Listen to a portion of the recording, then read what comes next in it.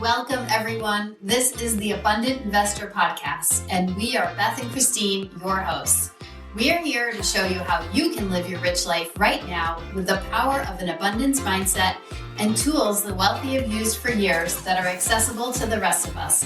Things like real estate investing and using the powerful benefits of life insurance. We're so glad you're here. Now let's dive in.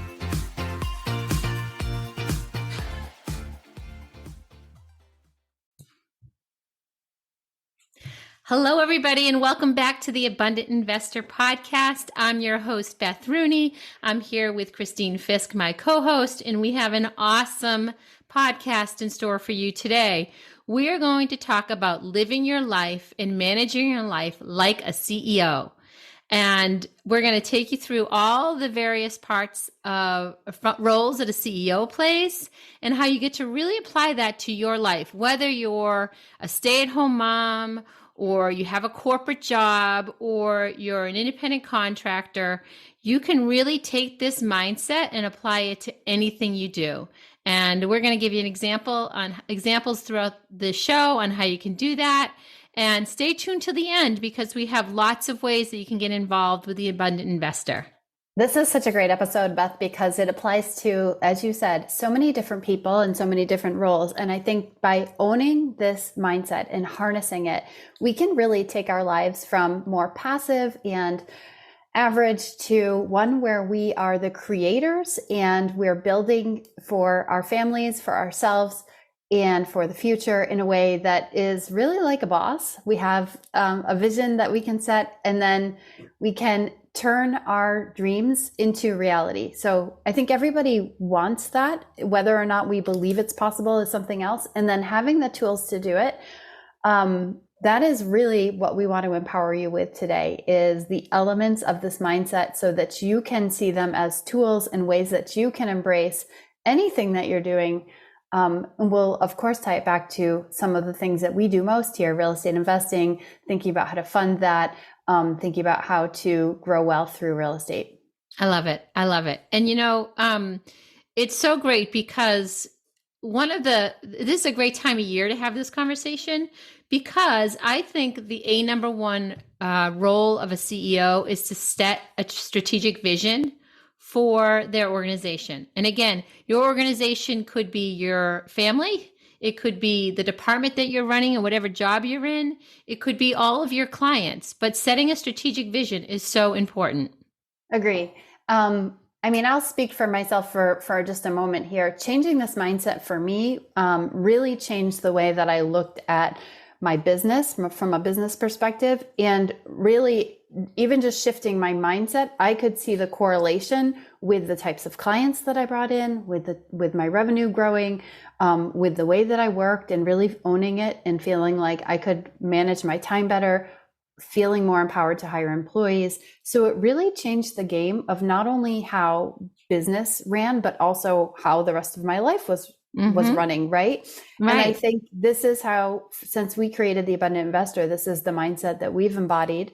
And we feel like women are naturally CEOs, and we're so in the skill set. And I think it's so often right in front of us that we sometimes miss it. And we also sometimes miss it because the word CEO, or the letters, the acronym, has been associated so long with the masculine, because if you say CEO, probably the first vision that comes for a lot of us, just because this has been ingrained in our culture for so long, is more masculine.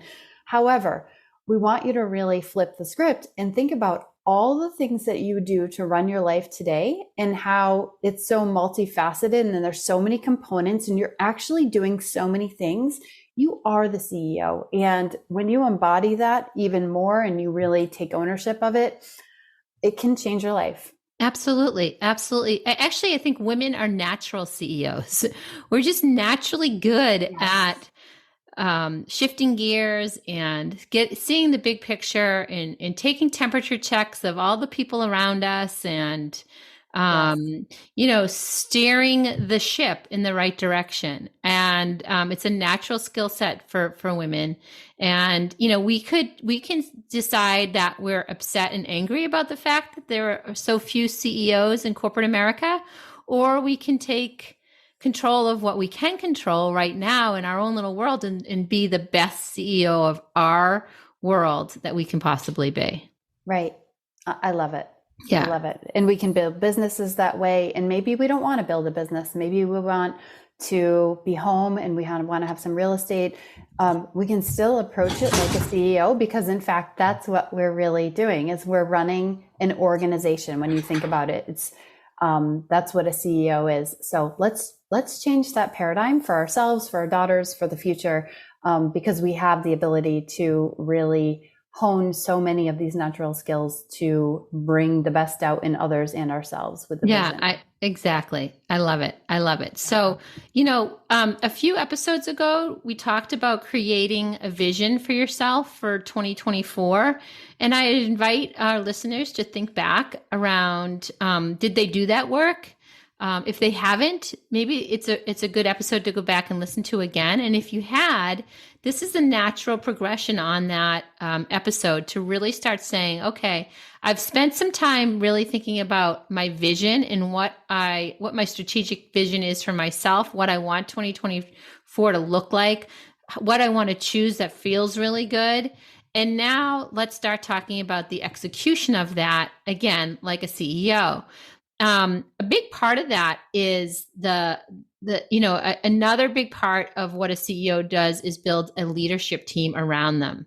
And who you surround yourself with is so important, right? I just put a quote up on our story on the Abundant Investor about your network being your net worth, and really choosing people that build you up and support your dreams and get excited, just as excited as you are about your dreams, and people that you can talk to about it and are enthusiastic. It's so important.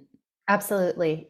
These people are going to be the people that influence you the most. I've said it before and we'll say it again. The 5 people you spend the most time with are the ones that are going to rub off on you the most. And you're going to end up looking, feeling, being like these people, whether you like it or not. And I think when we make the deliberate choice to consider who those people are and be selective about our groups, and also stretch ourselves sometimes, right? I think sometimes we can get intimidated by people who seem to have more figured out than we do. But when we put ourselves in the room and we ask questions and we just spend time with those people, we are going to learn and grow a lot faster than if we're sitting back in our comfort zone with the people that we've always hung out with. So I'm a huge advocate for that. I think sometimes you might even pay to be in the room with those people. So you might be paying to go to a conference, right? There's opportunities to stretch yourself that way. Or maybe you're inviting someone to coffee that's a friend of a friend who you've always admired and you want to get to know better and connect with, or you like their energy, right? So you decide to enroll with them. So I totally agree. And in coaching leaders a lot, one of the biggest things that weighs on leaders is the people around them. So I see it in coaching that people are really affected by their fellow leaders quite a bit. And when it clicks, the magic happens. Magic happens. So it's really important. As you said, Beth, I think that's one of the most important parts about being a CEO and having that mindset. Yeah. And I think that Mel Robbins talks a lot about even choosing who you're following on Instagram. Yep. And what are you consuming? If you're consuming, if you find yourself consuming things that aren't supporting you in a positive way, then stop consuming them. Just delete, boom. Delete. You don't have to follow that. Yeah. Goodbye. Exactly. I also talk about this as having led a lot of real estate agents. I find a lot of times agents look around the room and the 4 walls that they're within in their office for inspiration. And I'm saying that, I think we've been saying for a long time, it's a lot bigger world out there, and so to broaden your view and to, it's not an insult to those that you love and work with side by side. But if you're not growing and the people around you aren't growing, you're certainly not going to get that inspiration from the 4 walls. And that really taking a higher level view and seeking out people that are running their business the way you want to run yours is a really smart thing to do.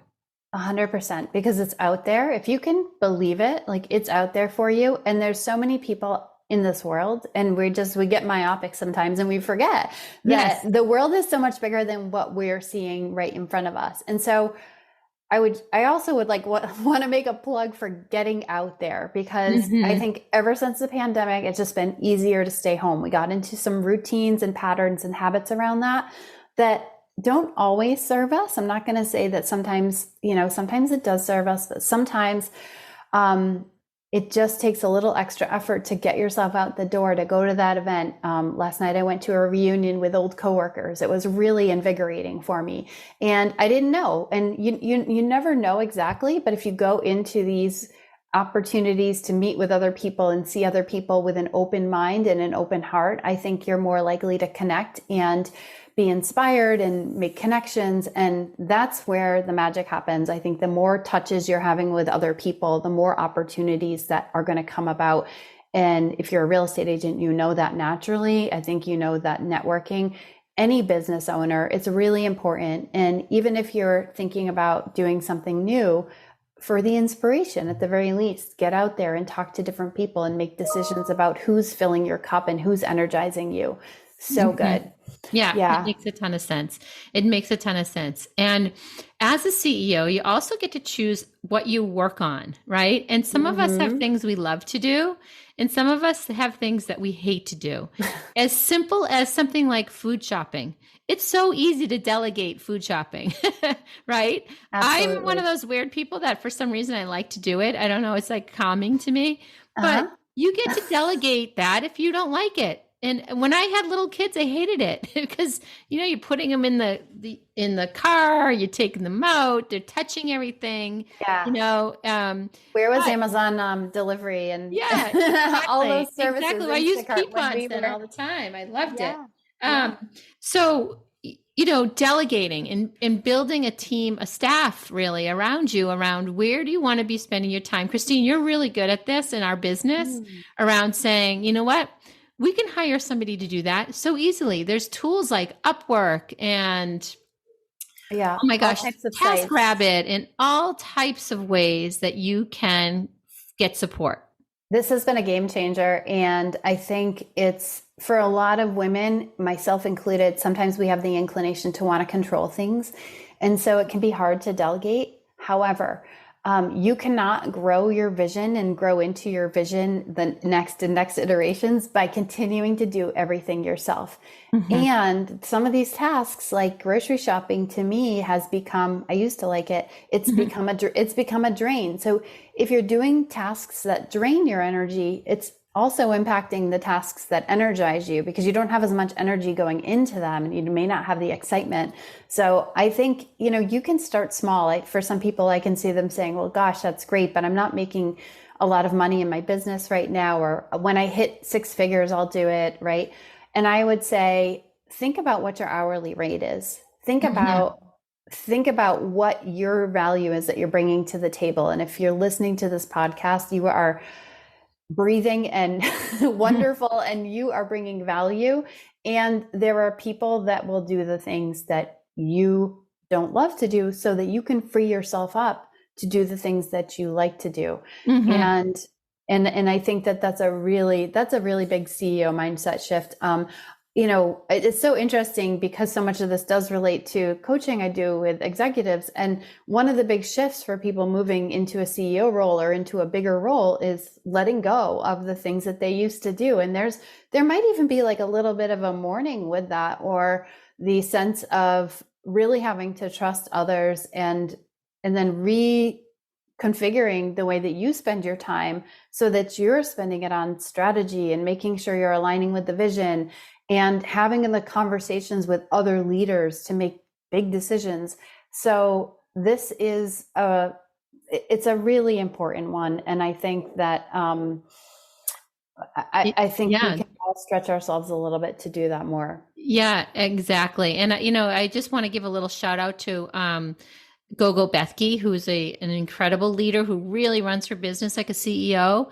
And she talks a lot about that take the amount of time you're putting in your business, take your income and divide the hours out and get your hourly wage and ask yourself, is it worth, the cost of my time to do that task? especially when it's a task that you really dread. Right. Right. Or Because don't have the skills of, like, we were talking about some video editing. Sure, we could figure out how to do it. We're not above doing it. It's not a really great use of our time, though, to learn all of that when we can hire someone wonderful to do that for us. Oh yeah. I mean, we have we've met some incredible women. It's been all women that we've hired in our business, and they're all over the world, really. I mean, a woman that we've worked with, Laura, is in London. We've enjoyed working with her tremendously.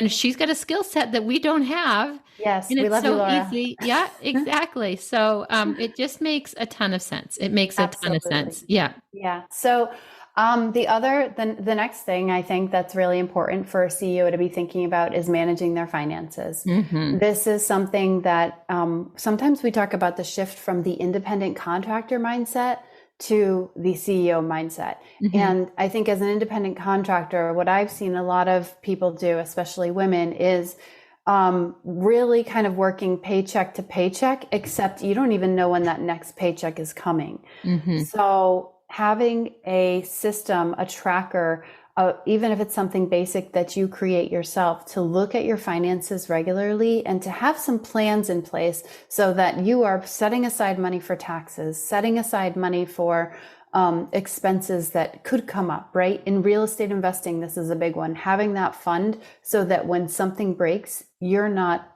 in deep trouble because you haven't put aside money to buy the new furnace, right? Mm-hmm. So having that cushion, this all falls under financial management. Yep. And a CEO really has their hands around it. Doesn't mean you have to be in the details and know exactly how all the different financial instruments work, but you need to be able to talk the language. And if going back to delegating, if you're sophisticated enough and you're big enough, you might have a CFO, maybe a fractional CFO, that helps you to think about the numbers. Hopefully you have a great accountant because you do want to be thinking about taxes. And you might have bookkeeper as well. Yeah. And we've talked a lot about, Christine, the money mindset, right? And this is really, this comes into this a lot. Instead of saying things like, I hate spreadsheets, or I'm not good with numbers, right? You got to change that mindset to say, it's just numbers. It's just money. It's just energy. Money is energy. And if you can, the more money you have in your business, the more you can be creative, the more successful you're going to feel. I mean, it can be really a positive thing. So changing that sort of self-talk, if that's not something that lights you up, to say, you know what, it's really important for me to get these fundamental understandings of this information. And like, we just had a call recently with somebody on helping them to analyze a real estate investment. And when you say, okay, we're going to go through a spreadsheet, I think people's eyes glaze over sometimes. But when you get on a call with them, you say, listen, there's only a couple of major factors you really need to understand. What's the cost of owning this piece of property? And what's the income that you're going to get? And then what's the delta between the two? And if you can sort of try to think of it more of a game and make it fun, I think it can help a lot with this, because at the end of the day, I don't know anybody that doesn't like money and doesn't want more of it. I'm sure there are a few people out there, but I think generally people would say that, yes, that's a good thing to earn more money. And so part of that is understanding the fundamentals of the money. Exactly. And knowing how to just look at the numbers and think about it and plan it is very empowering. So absolutely. And I just want to say one other thing on this. I know at the very beginning, when we first launched this podcast, we talked a little bit more about empowering women. And I think this is one of the areas that women get to really be more empowered, especially just within their household. We've had countless examples of, we've been in this business for a long time. We've met a lot of women that have gone through difficult divorce. We've met women that have become widows. And what we don't want to do is ever have women be unprepared for a time when when they were in a relationship, and for some reason now, whatever reason that may be, they're on their own. And without any knowledge about how they got to where they are in their family finances. Owning that is really empowering. And we have so many tools that we can help women with to do that. And so it's a big part of being the CEO of your life. And I think it's the part that people sort of don't always love. And I think we get to make it fun and exciting. Love it. I love that mindset. It can be a game, and it's you can look at everything as a game and just have fun with it and take the stress out of it for sure. Yeah. It's a mindset. I love it. Yep. It is. And it kind of leads to the next piece of the puzzle being a CEO, and that's risk management. Yes. And that's really important, especially for anybody that's listening that's an independent contractor. As a former manager of real estate agents and seeing how over 500 agents manage their business, I would say that I would have a lump in my throat a lot about being worried about my agents and the risk that they put themselves in, because real estate agents are 100% commission oriented. And if they don't diversify that income, they are at the mercy of the market conditions. If they get injured and can't work, they don't get a paycheck. If their spouse is injured and or sick and they need to take care of their spouse, it really has a fundamentally deep impact on their ability to earn income. And that is a risk. And there are ways to mitigate that risk. And we've talked about that a lot, but one way to do that is through high cash value permanent life insurance. And again, it doesn't need to be scary. It doesn't need to be icky or, worrisome, but it gets to be something that is a tool to help people mitigate risk in their life. Absolutely. I think you said it all. I think that's, I think always thinking about like that you have some plan B. For all the things related to your business, right? And I love the idea and the opportunity that exists today, like no other time, to diversify income stream and to have another way to make money. So we've also shared this before, but I'll just share it again because I love it. Most millionaires have 6 to 7 income streams, different ones. So think about that and think about where is there room, instead of feeling like, oh, I'm behind or I'm not doing that. Think about, oh, that's juicy. Where could I add another income stream? That's a fun way to look at it, I think. Yeah, absolutely. I love it. I think it's brilliant.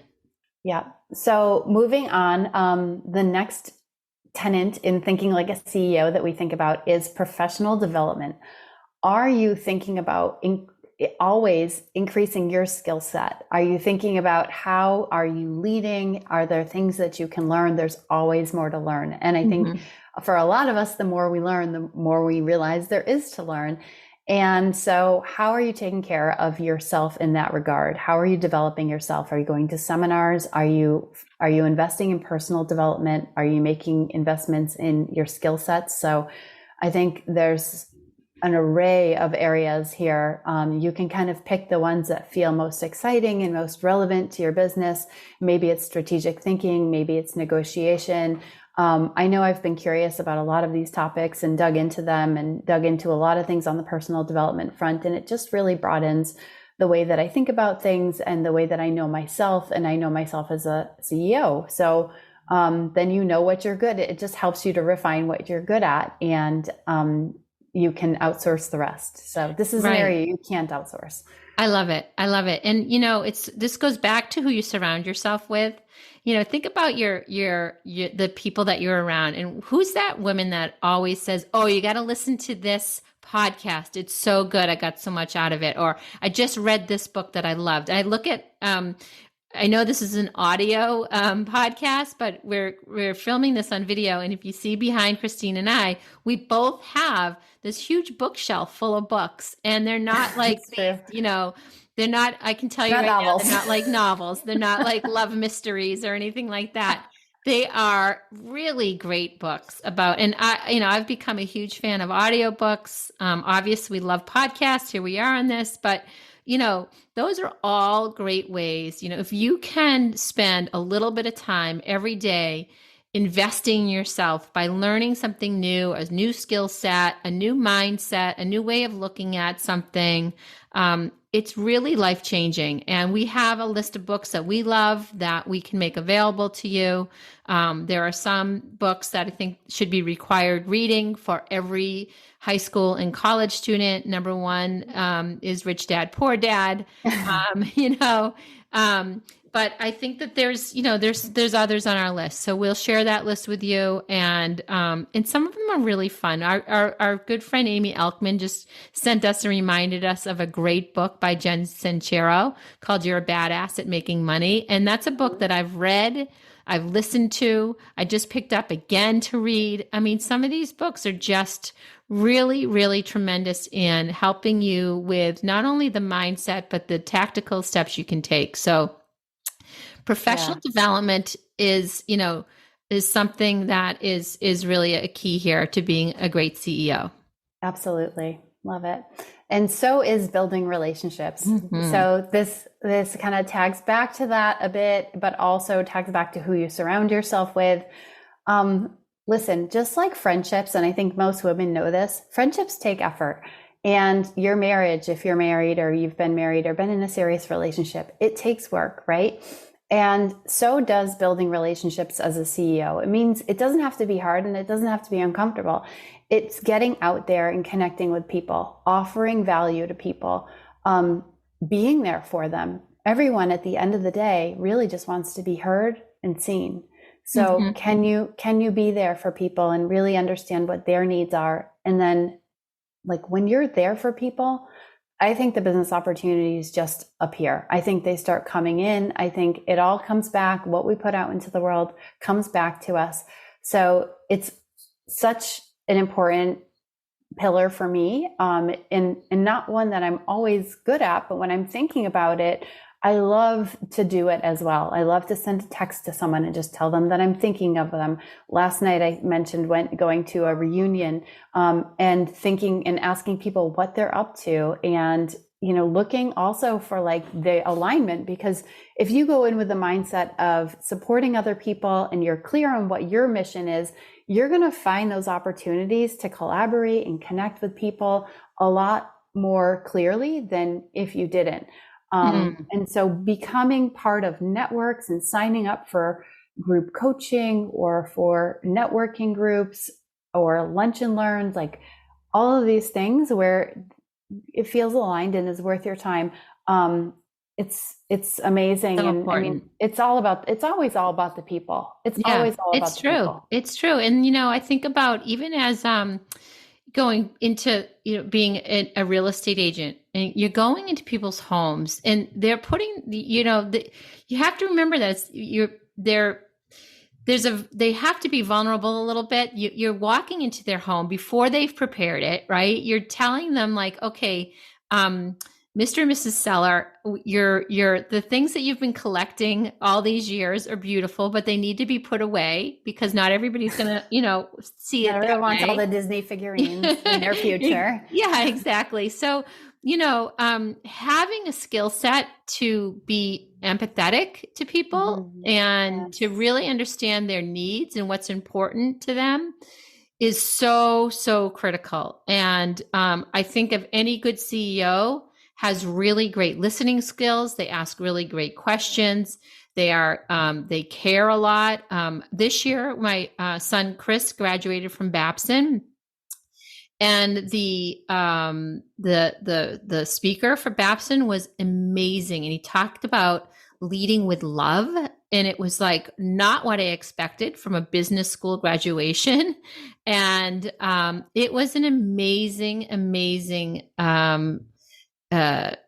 just experience listening to him and talking about, and I just want to share this one quick story. He talked about his first week on the job, and he didn't come from a lot of money, and he didn't come from this, family that had been in this corporate world for a long time.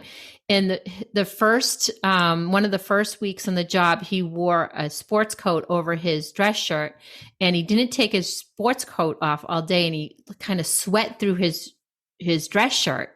And he had somebody that came up to him later and literally took him shopping and bought him some new dress shirts and was like, you can take your coat off if you're really hot. And like something simple like that. He just I don't know. He said he just never would forget this really like high level leader being so compassionate and really just in a very kind way, kind of showing him the way of like, how to dress and when you could take your coat off and all that kind of stuff. And it was a little story, but this was a CEO of a major corporation standing in front of, one of the top business schools in the country. And that's what he spoke up. He talked about, the relationships that he built over time and leading with love. And it was really powerful. It's so good. It's so true. It's what people remember. And when I was talking to former colleagues last night, someone went around and took a video of what was the best thing about working here. And everybody in one way or another said the people. And it was because the culture cultivated amazing relationships, and we had to work together. We were a startup that was scrappy startup, and we ended up selling for a lot of money to a bigger company in the end, and we grew a ton. And the way we did it is by building relationships to work together in a way that was like also lighthearted and fun, but these were super smart people who knew relationships. And I just think it's not everything, but it's so much of it. 100%. 100%. And, going to the opposite end of the spectrum here a little bit is sort of your metrics, right? Measuring your results. And I think this goes back to one of the very first things we talked about, and that's your vision. And because if you don't know what your vision is, you don't know what to measure. And if you're measuring the wrong things, you're going to go down the wrong path. So, if it's important to you to build out your client base and have a lot of clients, is your activity supporting that? And so what are you measuring? Sometimes, there's this high level measurement, like, okay, what's the bottom line? What did we take in? But really what's more important is looking at your activity and where are you spending time? What are you doing? And this, again, taking this mindset of a CEO into any part of your life is so important. If you want to have more fun in your life, are you planning for that? Are you giving yourself the time to be creative and think about what does that look like? If you want to be more healthy, are you sleeping right? Are you setting yourself up for success in what's important to you? So the first question is, what's important to you? What's your vision?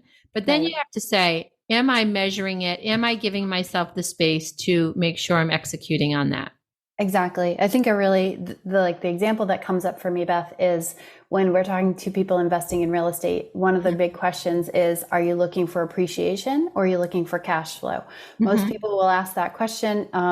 If you're a good realtor, I hope that helps clients that invest. I hope that you're asking that question because it's really fundamental to the numbers and the way that we look at the numbers. And so I think understanding which one are you going for? Sometimes it's 50-50, you want both, right? And then sitting down and looking at your numbers, and not just at the end of the year, but continually looking at, okay, what's our cash flow look like? All right. If we wanted people to come in for longer stays, we wanted more longer stays. What's our average night? How many nights are people staying on average? Has that gone up? If that's a goal that we had, so that we had less turnover and it could be more passive, right? So I think you can come up with metrics for anything. And if you're truly trying to get better at something, the only way that you'll really know the details and be able to refine, you can know something feels different, but if you want to really get into the details of it, you've got to measure it just the way that we measure the metrics in our business on a pretty regular basis. Yep, exactly. I had a manager that I would always say, you can't manage what you don't measure. And you gotta be looking at the numbers. It's so important. And there's so many tools to do that. And we're glad to help you do that too, as it relates to real estate. Yeah, absolutely. Definitely. So one of the last items is legal and compliance, thinking about legal and compliance from a CEO's point of view. Some people love this. Some people shy away from this, like most of these things. And again, you can delegate a lot of this. And it's important though, that you're on top of it. So just in terms of real estate investing, this is huge. It's a really big deal. Like thinking about legal and compliance to local laws. Are you registering units before you put them on the market? Are you abiding by short-term rental regulations? And then do you have legal protections in place? Are you doing things in accordance with the laws? And then also, have you protected yourself and your assets, right? it's really important because when things don't go right, you want to be protected. And this goes in line with protecting and thinking about the long term and what's best for everyone, and protecting your assets, whether that's intellectual property or physical property. So having a team in place, usually this is going to involve bringing in lawyers to help you with things like contracts and things like, leases if you're in real estate. And then the compliance piece of it is something you can outsource as well. But I think, again, you want to be on top and able to talk the talk so that you have enough sense and ownership of these two things. Yep, 100%. Enough said with that. But yeah, I agree with you 100%.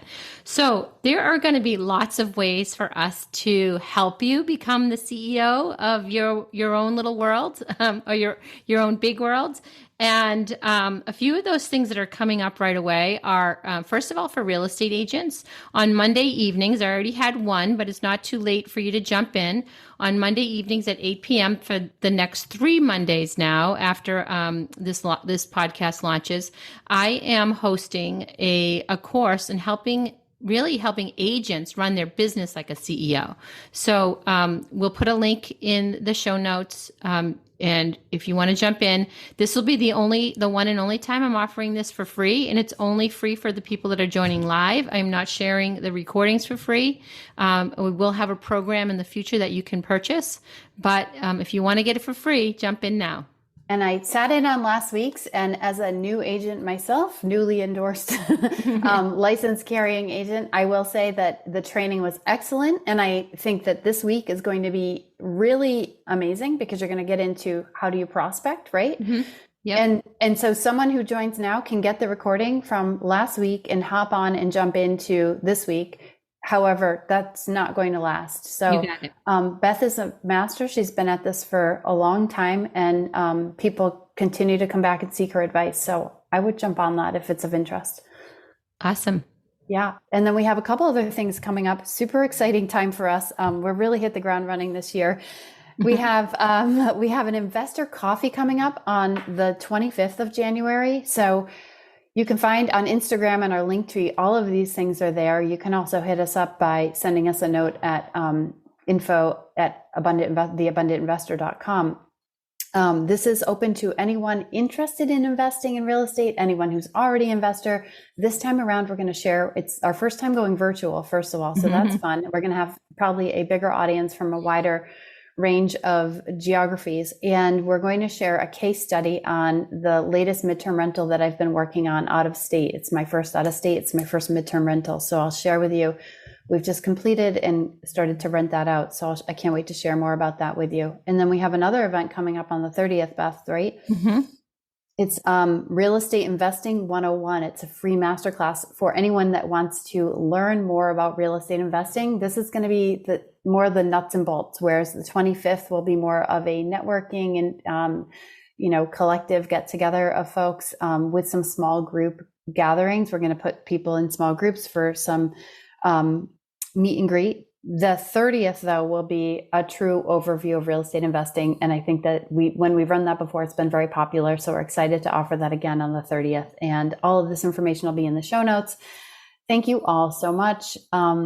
We love being here with you, and we so appreciate your listening, and we so appreciate you being here to support us and to support yourself. Yeah. And if you aren't already, follow us on Instagram at The Abundant Investor. We'd love to have you there. Thanks, everybody. Thank you.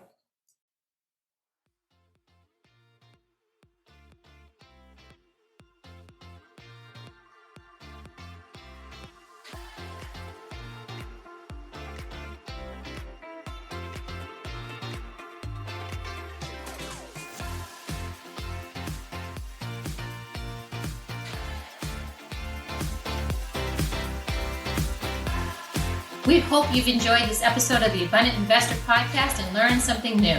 We would love to hear from you. And if you did get something from this episode, please subscribe and rate this podcast so more people can find it and live their rich lives too. And remember, an abundant mindset means there's always plenty to go around, and through giving, we receive.